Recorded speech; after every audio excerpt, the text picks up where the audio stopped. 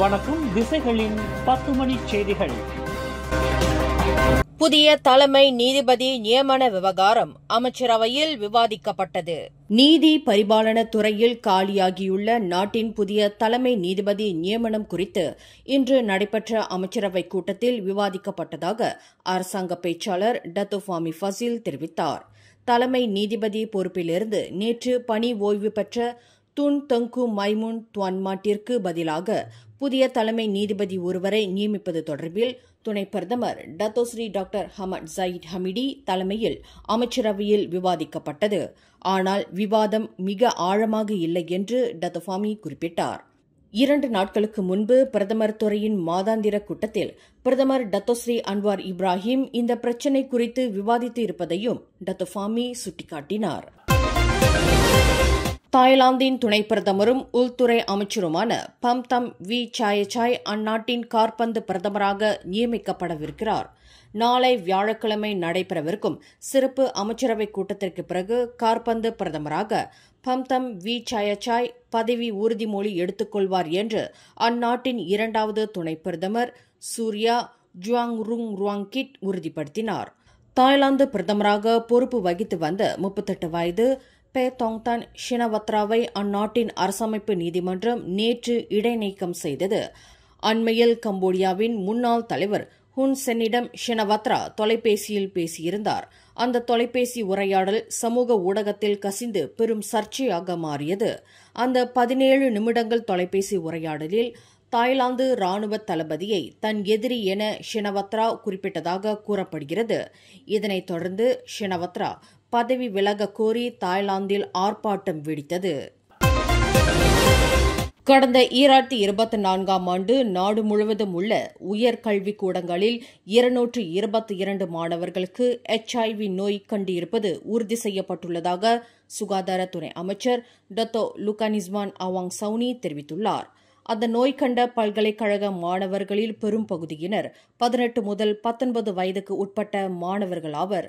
பாதுகாப்பற்ற செக்ஸ் நடவடிக்கைகள், போதைப்பொருள் உட்கொள்ளும் பழக்கம், போதைப்பொருள் ஊசிகளை மாற்றிக்கொள்வது முதலிய காரணங்களினால் அவர்களுக்கு HIV நோய் இருப்பது உறுதி செய்யப்பட்டுள்ளதாக துணை அமைச்சர் விளக்கினார்.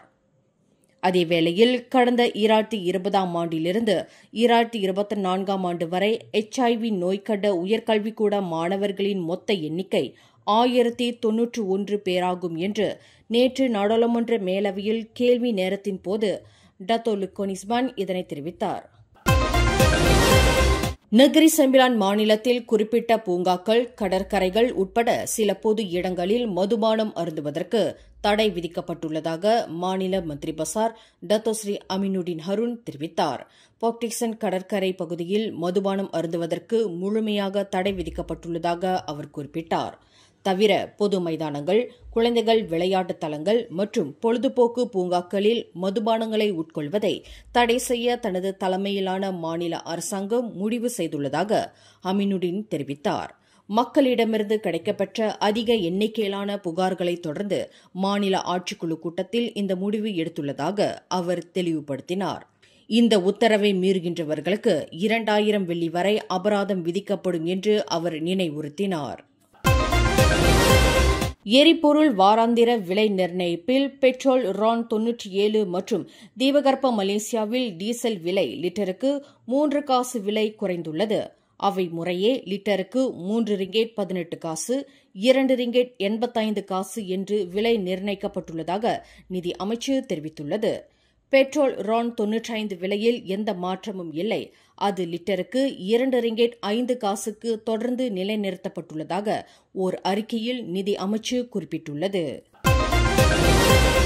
பட்டவத் சுங்கை நியோர் தேசிய தொடக்கப்பள்ளி முன்புறம் 4-wheel டிரைவ் வாகனத்தில் சென்று கொண்டிருந்த ஆடவர் ஒருவர் துப்பாக்கிச் சூட்டிலிருந்து அதிர்ஷ்டவசமாக உயிர் தப்பிய சம்பவத்தில் இந்த துப்பாக்கிச் சூட்டை நடத்திய சந்தேக பேர்வழியை போலீசார் அடையாளம் கண்டு வருகின்றனர். இந்த துப்பாக்கி சூட்டு சம்பவத்திற்கு பின்னணியில் உள்ள காரணங்களும் ஆராயப்பட்டு வருவதாக பினாங்கு மாநில போலீஸ் துணைத் தலைவர் டத்தோ முகமது அல்வி ஜைனால் அபிடின் தெரிவித்தார். சம்பந்தப்பட்ட சந்தேக பேர் வழி இன்னும் அடையாளம் காணப்படவில்லை என்ற போதிலும் இந்த சம்பவம் குறித்து ஆருடம் கூற வேண்டாம் என்று அவர் ஆலோசனை கூறினார்.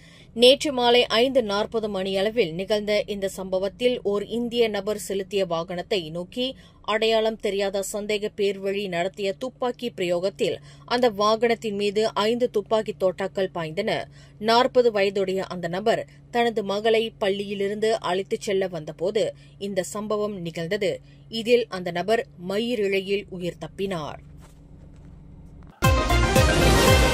கடந்த ஏப்ரல் மாதம் நடந்த புத்ரா ஐட்ஸ் எரிவாயு குழாய் வெடிப்பு பேரிடருக்கு பெட்ரோனாஸ் நிறுவனமே தார்மீக பொறுப்பேற்க வேண்டும் என்று கொத்தா கம்யூனிஸ்ட் சட்டமன்ற உறுப்பினர் பிரகாஷ் சம்புநாதன் கேட்டுக் கொண்டார். இந்த பேரிடர் தொடர்பில் வேலையிட பாதுகாப்பு மற்றும் சுகாதார இலாகாவான டாஷ் விசாரணை நடத்தி தனது முடிவை அறிவித்துள்ளது. அதற்கு தாம் நன்றி கூற கடமைப்பட்ட போதிலும் இந்த சம்பவத்திற்கு எந்த தரப்பினரும் பொறுப்பேற்கவில்லை என்ற முடிவை சம்பந்தப்பட்ட பகுதியில் தேர்ந்தெடுக்கப்பட்ட மக்கள் பிரதிநிதியான சட்டமன்ற உறுப்பினர் என்ற முறையில் தம்மால் ஏற்றுக்கொள்ள முடியவில்லை என்று பிரகாஷ் தெரிவித்தார். இந்த விபத்தினால் மிகவும் கடினமான தருணங்களில் பாதிக்கப்பட்டவர்களுக்கு சரியான பராமரிப்பு கிடைப்பதை உறுதி செய்வதை முதன்மை நோக்கமாக கொண்டு குழாய் வெடிப்பு நடந்த நாளிலிருந்து இதுவரை அயராது உழைத்த மாநில அரசு மற்றும் பல்வேறு நிறுவனங்களின் உழைப்பை தாம் ஏற்றுக்கொள்வதாக அவர் குறிப்பிட்டார். இருப்பினும் புத்ரா ஐட்ஸில் உள்ள பல குடும்பங்களில் இந்த பேரிடர் மிகப்பெரிய தாக்கத்தை ஏற்படுத்தியுள்ளது என்பதை நாம் மறுக்க முடியாது. வீடுகள் சேதமடைந்தன, குடும்பங்கள் இடம்பெயர்ந்தன, வாழ்க்கை சீர்குலைந்தது. மேலும் குடியிருப்பாளர்கள் ஒரு காலத்தில் அனுபவித்த பாதுகாப்பு உணர்வு ஆழமாக அசைக்கப்பட்டுள்ளது என்று பிரகாஷ் சுட்டிக்காட்டினார். இதற்கு பரிகாரம் காணப்பட வேண்டுமானால் எரிவாயு குழாய்களுக்கு பொறுப்பேற்றுள்ள பெட்ரோனாஸ் நிறுவனமே தார்மீக பொறுப்பேற்க வேண்டும்.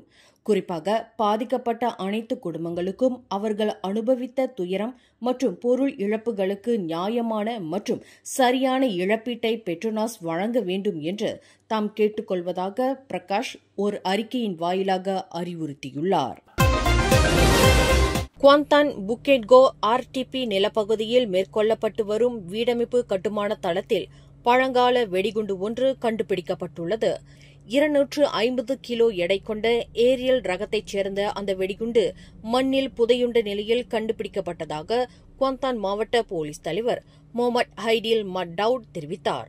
அந்த வெடிகுண்டு இன்று காலை 10 மணியளவில் குவாந்தான் மாவட்ட போலீஸ் தலைமையகம் மற்றும் பஹாங் போலீஸ் தலைமையகம் ஒன்றிணைந்து வெடிகுண்டு செயலிழப்பு பிரிவின் உதவியுடன் செயலிழக்க செய்யப்பட்டதாக அவர் கூறினார்.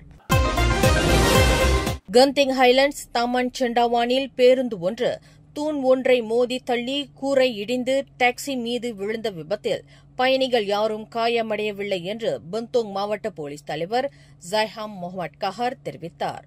இதில் டாக்ஸி கடுமையாக சேதமுற்ற போதிலும் அதில் பயணிகள் யாரும் இல்லை. எனினும் இதுகுறித்து போலீசார் விசாரணை செய்து வருவதாக அவர் குறிப்பிட்டார். லங்காவி புலாவ் லிந்தாங் கடற்பகுதியில் லைசன்ஸின்றி போக்குவரத்து சேவையில் ஈடுபட்ட உல்லாச கப்பல் ஒன்று தடுக்கப்பட்டது.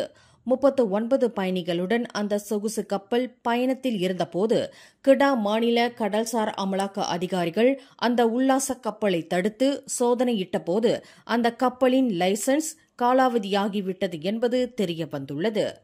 நேற்று மாலை 6 மணி அளவில் லங்காவி தீவிலிருந்து சுழியம்புள்ளை 2 கடல் மைல் தொலைவில் அந்த உல்லாச கப்பல் இருந்தபோது தடுக்கப்பட்டதாக கிடா மாநில கடல்சார் அமலாக்க ஏஜென்சியின் கிடா மாநில இயக்குநர் முதலாவது லக்ஷமனா ரொம்லி முஸ்தபா தெரிவித்தார். அந்த கப்பலில் 3 உள்ளூர் பிரஜைகள் உட்பட 39 பயணிகள் இருந்ததாக அவர் குறிப்பிட்டார். ஆபாச படங்களை விற்பனை செய்து வந்ததாக நம்பப்படும் கணவன் மனைவியை போலீசார் கைது செய்தனர். நேற்று இரவு 8 மணியளவில் ஷாலாம் செக்ஷன் 27 உள்ள ஒரு ஹோட்டலில் போலீசார் மேற்கொண்ட சோதனையில் விபச்சாரத்தில் ஈடுபட்டதாக நம்பப்படும் 2 பெண்களை போலீசார் கைது செய்தனர். அந்த 2 பெண்களில் ஒருவரை தனது சொந்த கணவரே விபச்சாரத்தில் ஈடுபடுத்தி வந்ததாக விசாரணையில் தெரியவந்துள்ளது என்று கோலாலம்பூர் போலீஸ் தலைவர் டத்தோ ருஸ்டி இசா தெரிவித்தார். சம்பந்தப்பட்ட பெண்ணும் அவரின் கணவரும் ஆபாச படங்களை விற்பனை செய்து வந்த வேளையில் அந்த நபர் தனது மனைவியை ஒழுங்கீன நடவடிக்கையில் ஈடுபடுத்தி வந்ததும் தெரிய வந்துள்ளதாக அவர் மேலும் கூறினார்.